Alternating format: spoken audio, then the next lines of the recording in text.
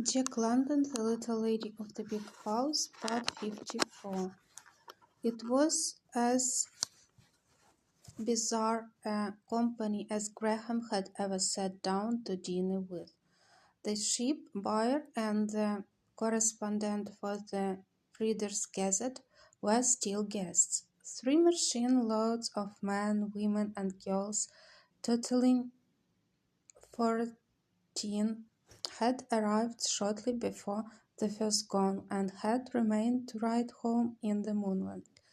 Graham couldn't remember their names, but he made out that they came from some valley town 30 miles away called Wickenburg, and that they were of the small-town banking, professional and wealthy farmer class. They were full of spirits, laughter, and the latest jokes, and catches sprung in the latest slang. I see right now, Graham told Paula, if your place continues to be the caravanserai, which it has been since my arrival, that I might as well give up trying to remember names and people. I don't blame you, she laughed. Concurrence. But these are neighbors. They drop in any time. Mrs. Watson, the next to Dick, is of the old land aristocracy. Her grandfather Wicken came across the Sierras in 1846. Wickenburg is named after him, and that pretty dark-eyed girl is her daughter. And while Paula gave him a running sketch of the chance guests, Graham heard scarce half she said. So occupied was he in trying to sense his way to an understanding of her. Naturalness was her keynote, was his first judgment. In not many moments he had decided that her keynote was joy, but he was dissatisfied with both conclusions and knew he had not put his finger on her.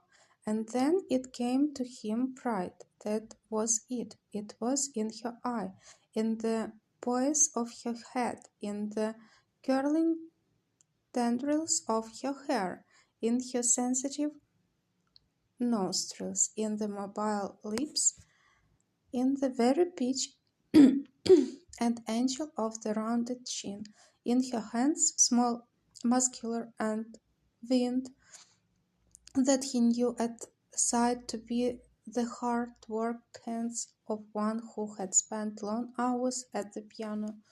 Pride it was in very muscle, nerve, and quiver of her conscious, sentient, stinging pride.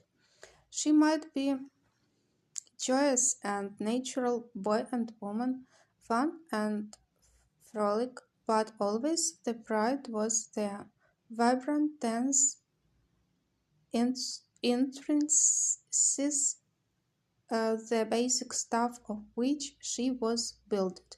She was a woman, frank, outspoken, straight-looking, plastic, democratic, but toy she was not. At times to him she seemed to glint an impression of steel, thin, joy like steel. She seemed strength in its most delicate terms and fabrics.